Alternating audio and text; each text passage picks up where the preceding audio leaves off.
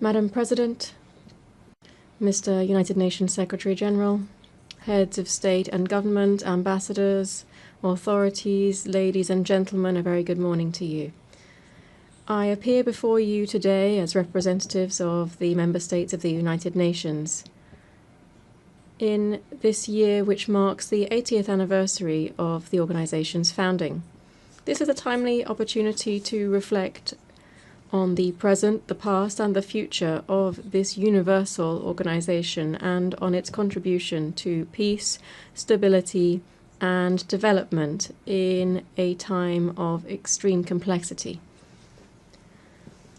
Ours is a world that is fast-paced and unrestrained, one that frequently brings us to the brink. One in which there are voices that continue to proclaim the end of multilateralism and the obsolescence and inefficacy of the United Nations.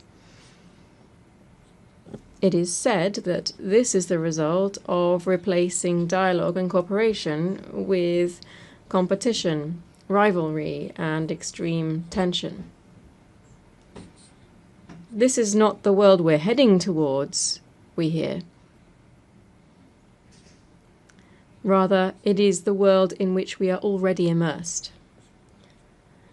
In response to this sense of disintegration, we must acknowledge that times have indeed changed and we need to adapt, even anticipate, without retreating into idealism, complacency, or short-sightedness.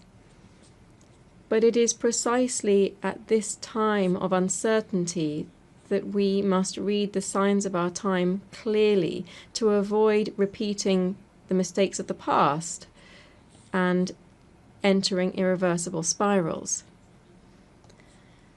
We are aided in this by memory, which is the most valuable tool that any generation possesses to confront its challenges. The memory of the 20th century calls to us each time that we gather in this General Assembly. It reminds us why this house of the international community was created, under which circumstances it was born, and which dark chapters of history it sought to close definitively. Let us hear in this hall once more the opening words of the preamble to the Charter of the United Nations. They begin, "We, the peoples of the United Nations, determined to save succeeding generations from the scourge of war." Which of the great ideals enshrined therein, peace, dignity, equality, justice, progress, has ceased to be relevant or to represent an ethical imperative? On which of these paths have we advanced sufficiently over these 8 decades to be able to declare that the journey of multilateralism and cooperation is complete? The silence in response to these questions is the clearest evidence that the United Nations is not only useful, it is indispensable and irreplaceable. Believing in the United Nations is believing firmly in the universality of the principles and values enshrined in its charter and in the Universal Declaration of Human Rights. It is to resist the temptation of diluting them with specifics, relativisms, or exceptions. Because the dignity of the human being is non-negotiable. Believing in the United Nations is also believing in a rules-based world. Rules shape behaviors to which the vast majority of international actors adhere. Even when they are breached, they provide a basis for accountability and enforcement. Rules are the voice of reason used in international relations. They are the best defense against the law of the strongest. A world without rules is uncharted territory. A time without rules is returning to the Middle Ages. The path proposed by the United Nations Charter is fraught with obstacles, and will never be fully completed. That is why the example of those who have been committed to its values is so precious. These are people working under extreme conditions, risking their freedom, their physical integrity, or even their lives. in a world plagued by conflict in all too many regions. We see this in Europe, in Ukraine, where war has been unleashed by Russia's unprovoked and unjustifiable aggression, violating the country's sovereignty and territorial integrity.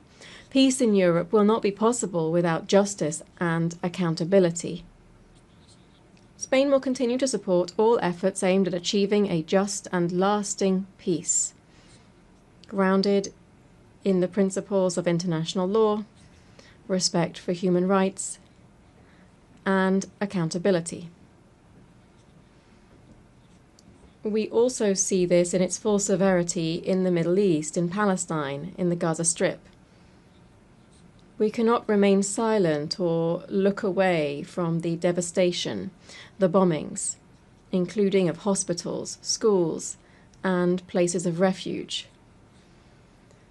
In light of the countless civilian deaths, famine, starvation, the forced displacement of hundreds of thousands of people. To what end? These are abhorrent acts that stand in stark contrast to everything that this forum represents.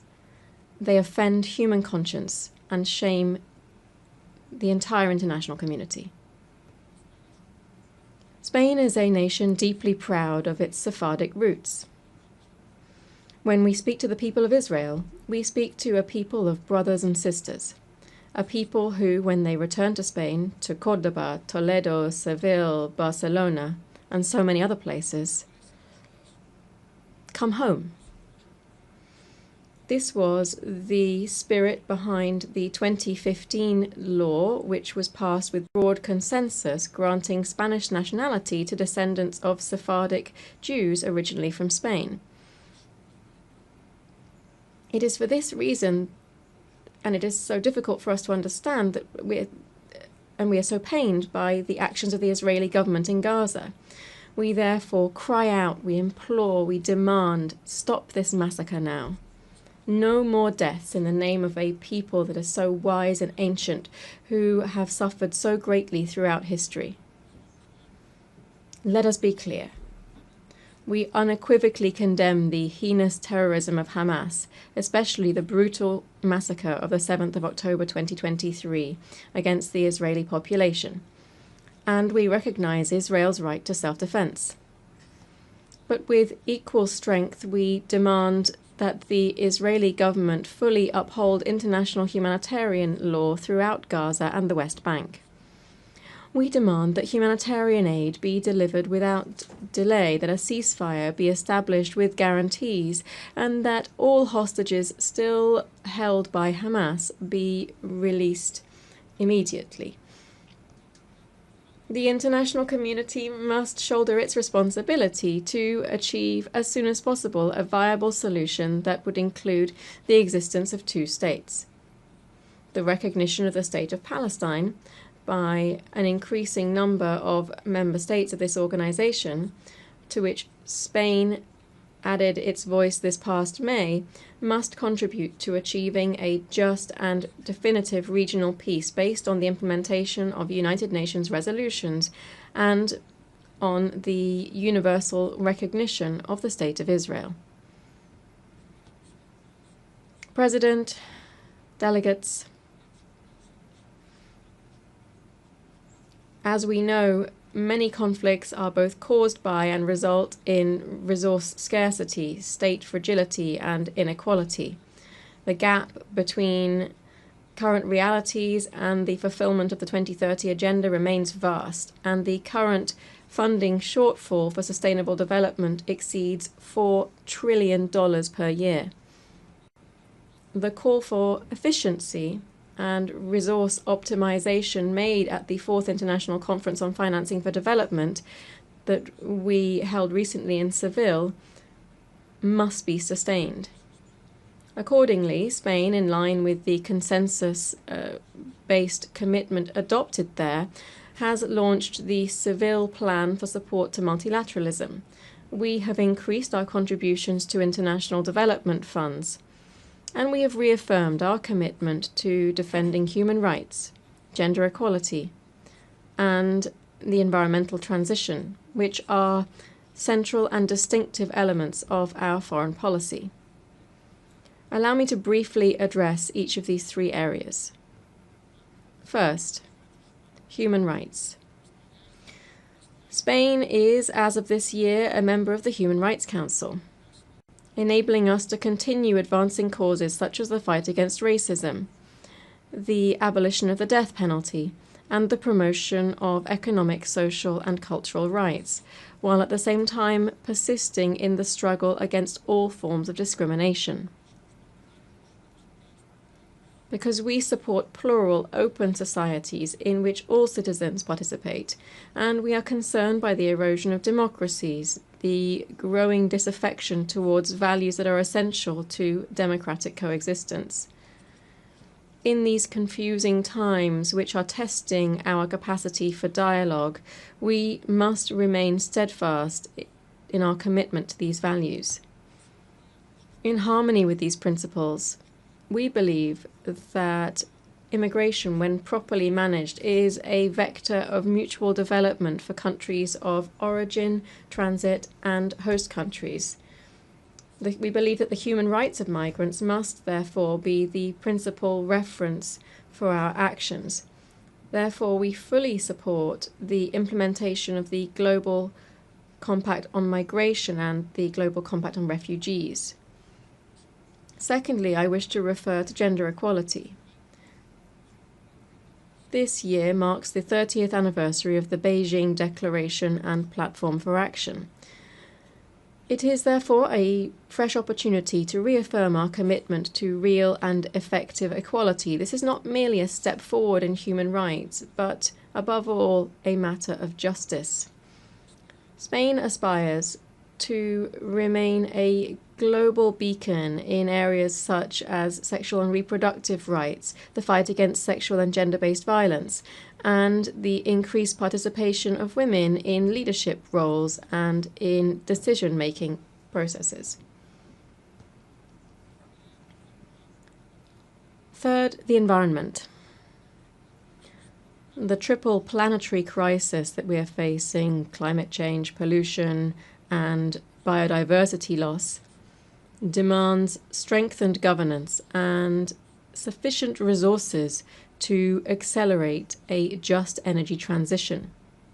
This must enable us to triple renewable energy capacity, double energy efficiency, and to continue decarbonizing our economies. These are goals that are as ambitious as they are essential, and doubt must be completely excluded from the equation here. Spain calls for consensus and ambition ahead of COP30, which will be held in Brazil this November. There are other just as important challenges, including managing the impact of the transformative revolution known as artificial intelligence, which can accelerate progress on the 2030 agenda if we know how to direct it towards a fair and equitable digital transformation. And in health, the global dimensions of which were tragically evident during the recent COVID pandemic, we welcome here the consensus reached on the pandemic agreement. This strengthens the central role of the World Health Organization within the global health architecture. Madam President, Spain's foreign policy is built around three fundamental axes based on geography, history, and conviction. These are towards Africa and the Mediterranean, towards the Americas and the Atlantic, and towards Europe. I would like to share some thoughts on these three areas. Spain is well aware that Africa represents a strategic global interest of the highest order. The present is marked in certain countries by structural deficiencies and some brutal conflicts and wars that receive insufficient attention when compared with others that I've already referred to. Here I'm referring to numerous peacekeeping operations in the region to which Spain contributes decisively. This is the case in Western Sahara, where Spain will continue to support the Secretary-General's personal envoy in seeking a solution that is acceptable and consistent with UN norms and frameworks. Africa's future will be shaped by a young, dynamic, and proactive population that is increasingly engaged in global affairs. That's the future that we must support. Spain has therefore adopted the Spain-Africa Strategy 2025 to 2028. We want to develop a partnership based on concrete action and shared interests, and to promote vibrant African multilateralism embodied by the African Union and other sub-regional organizations. Strictly bilaterally speaking, I must mention the special relationship of neighbourliness and cooperation that binds us to the Kingdom of Morocco, which in recent years has been revitalised to the benefit of our peoples. Latin America and the Caribbean represent for Spain a community of kindred nations, an irreplaceable part of our identity strengthened by shared heritage, that is, the Spanish language, spoken by 600 million people around the world. Spain holds the pro tempore secretariat of the Ibero-American Community of Nations until the end of 2026, and Madrid will hold the next Ibero-American Summit. We will continue to support the EU's engagement in the region, which will culminate this year in the EU CELAC summit that will be held in Colombia next month, November. The European Union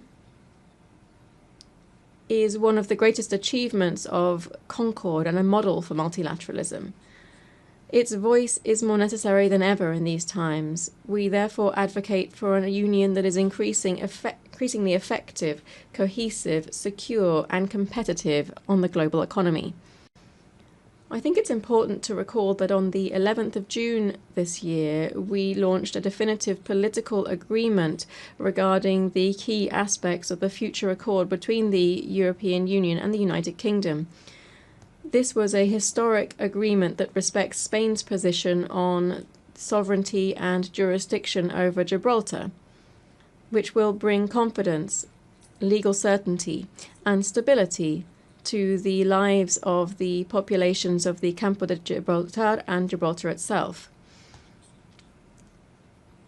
Madam President, I began speaking about the past and present of the United Nations, and I shall dedicate my last few words to its future. In these times of severe budgetary constraints, I call on all member states to reaffirm their commitment to this organization. I encourage all of its personnel, led by the Secretary-General, to persist in their enormous efforts towards efficiency and effectiveness, prioritizing those areas whose neglect would represent an unacceptable breach of the ethical standards that must always guide their work. We continue to believe in the need to advance reform initiatives, and we offer our capacity for dialogue and consensus building, as well as our firm multilateral conviction in this endeavour. On this 80th anniversary, which coincides with the 70th anniversary of Spain's accession to the organisation, I wish, Madam President, to renew my country's recognition of all of the men and women working within the United Nations. You are the custodians of the memory of the 20th century and the guardians of the hopes invested in the 21st. And it is now, when so many questions are surrounding multilateralism and cooperation, that we need you most. Thank you very much.